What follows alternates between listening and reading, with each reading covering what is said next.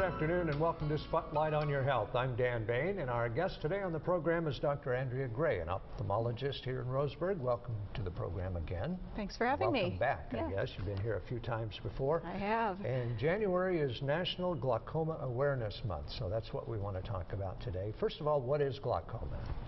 Glaucoma is a disease in which the pressure in an individual's eye is too high for that optic nerve to handle.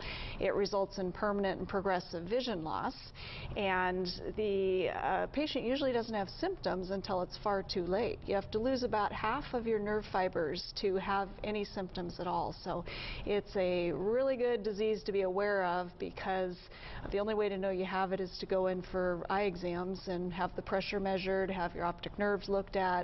So it's very important. Pretty painless test to check for it, right? It's just kind of a poof in the eye. Is that how you still do it? You know, actually, we don't even do the puff of air anymore. Patients hated that, and I personally have never seen it done because it was so out of favor even back when I was training in the 90s. Well, how do you do it now? We check it with a little bit of numbing medicine on the eye, and then we just gently get an instrument really close to the eye, and it just checks the pressure that way, and painless, no surprises. So is it curable if you catch it early? It's not curable, but we can certainly stop the progression and prevent vision loss. And the vast majority of people, if we catch it in time, the patient never knows that it has any experiences any symptoms of it. So the goal is to keep you from ever knowing that you have symptoms. Well, how early do you have to catch it then? Well, like I said, you don't have symptoms until it's far too late. About half of the nerve fiber function is gone. So we can catch it much earlier than that and put a stop to it and control the pressure in the eye and make sure that there's no ongoing damage.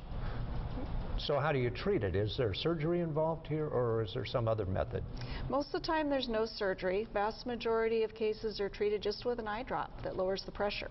Right now, the only thing we can manipulate in glaucoma is the pressure in the eye. What research is being focused on is how to protect that optic nerve.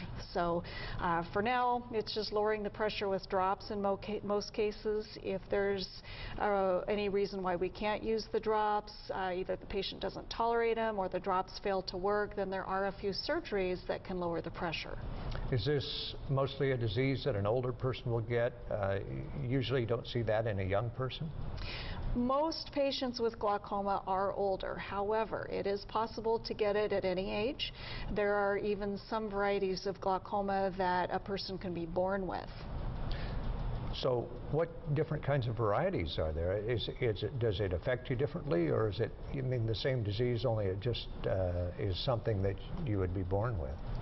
Well, there's a variety of ways to get glaucoma. The most common is something called primary open-angle glaucoma, and that's where either the nerve is wimpy and even normal pressures can damage it, or the pressure is high and you get damage and there's no reason found for it. Other people can have something called closed-angle glaucoma, which is an anatomic condition where the drainage of that eye gets blocked up and therefore raises the pressure. There's also a few conditions in the eye, such as inflammations or some other genetic conditions that can cause the pressure to go up as well. All right, so this is National Glaucoma Awareness Month, so when do you need to start getting checked? It's recommended that a person have a routine eye exam somewhere around age 18 to 20, unless there's earlier if there's any issues or they fail a school screening. And then once they get to 40, every 2 years. And if you have it in your family, a history of? Definitely, that's a really good point, Dan. If you have family history, you're at much higher risk, and I would suggest if you are over 40 coming in every year, if you have a strong family history of glaucoma. Okay, very good. National Glaucoma Awareness Month, January. We appreciate you coming in today to talk about glaucoma. Thanks for being here. You're welcome. Thank you. We've been talking with Dr. Andrea Gray, an ophthalmologist here in Roseburg, and we appreciate you watching Spotlight on Your Health today. Hope you have a great day. Spotlight on Your Health is brought to you by Atrio Health Plans.